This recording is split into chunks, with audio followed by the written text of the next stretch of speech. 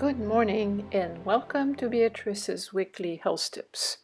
So last week I explained to you what is GAPS, what is the concept of GAPS, and today I'm going to explain what GAPS can do for you. To go a little further of what I said last week, there is two parts in GAPS. There is gut and psychology syndrome, and there is gut and physiology syndrome. So gut and psychology syndrome is the connection between the gut and the brain. And that would lead to symptoms such as ADD, ADHD, dyslexia, dyspraxia, learning disorders, behavior problems, inappropriate skills, social skills, obsessive compulsive disorders, depression, anxiety, can be panic attack, mood swings. It can be also something that leads to substance abuse, like drug abuse, eating disorders, bipolar disorders, schizophrenia, epilepsy, certain type of epilepsy, and of course to autism.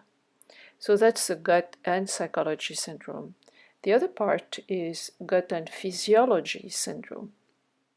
And that's the connection between the gut and the rest of the body. So this syndrome is going to lead to a disturbed immune system. So for example, you will have chronic infections such as yeast infections, cystitis, sinusitis, ear infections, bronchitis, etc. It can also lead to autoimmune conditions such as multiple sclerosis, rheumatoid arthritis, lupus, Hashimoto, etc. Skin condition, eczema, dermatitis, psoriasis, skin rashes of all kinds and all sorts, allergies, etc. Lung conditions such as asthma, chronic cough, chronic bronchitis, and COPD, and of course digestive conditions such as colitis, constipation, diarrhea, IBS, IBD, gas and bloating, etc. So what is a typical GAPS scenario, what I call a GAPS patient? Usually it starts with an abnormal gut flora from birth that has been passed on by the mother, sometimes by the father, and like I said last week, by previous generation. Or the gut flora can be damaged later in life. That happens too.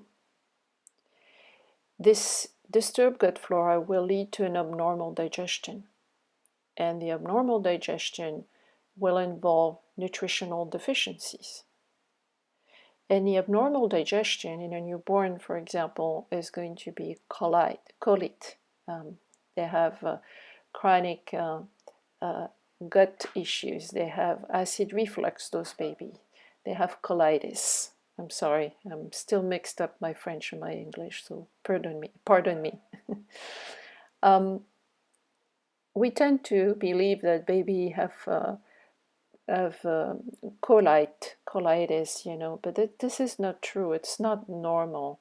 They should not cry their lungs out if they are fed properly, and if they digest properly, then they should be pretty content. So if you have a baby, a newborn that cries all the time, then there is a digestion problem. And this disturbed gut flora will tend to increase the food intolerances, the food allergies. So typically we see those babies that have trouble digesting milk. And of course, parents will try this milk and that milk, and it never works.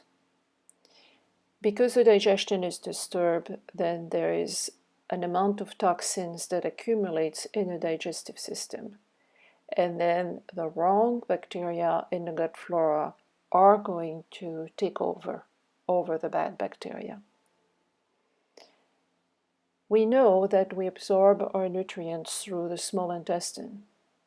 And the small intestine of these babies, or even adults, it's the same, becomes irritated, inflamed, and they develop what we call a leaky gut syndrome, where the toxins that are flowing like a river into the digestive system are going to pass through the gut lining into the bloodstream and create all kinds of problems that I mentioned just earlier. So when these toxins are flowing everywhere in the bloodstream, it overwhelms the detoxification system, specifically the liver, but can be the lungs, the skin, or the kidneys. That's why we have all these symptoms showing up.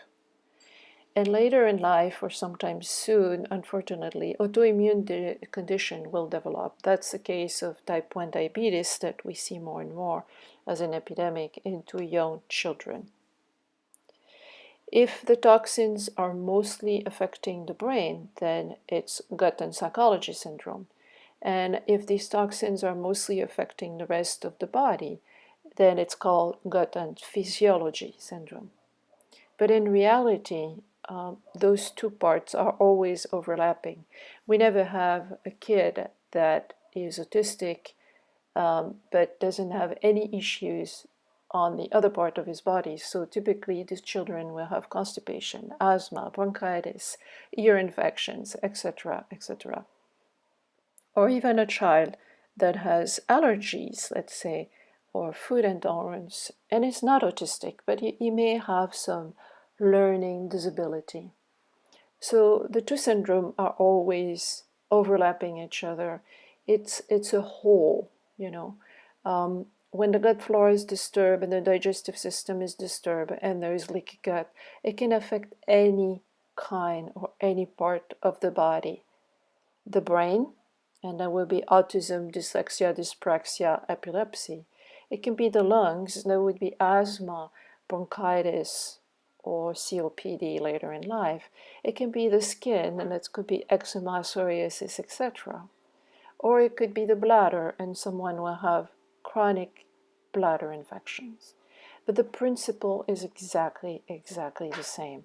Everything started in gut. Hippocrates had said it. My old teachers 30 years ago in naturopathic schools have said it, and I thought they were, exaggerating. But the more I practiced, the more I realized that they were right. And the more I advance in my profession, the more convinced I am that everything starts in the gut. This is why this GAPS concept is so important. And I hope I can teach you more as we get along and as you listen to these podcasts and read articles about this amazing concept that is GAPS and how you can help yourself and you can help your children. So, all this being said, I wish you a wonderful week. I look forward to seeing you, or you look forward maybe to hearing me next week, Saturday at 11 a.m. Pacific Standard Time. Take care. Bye-bye.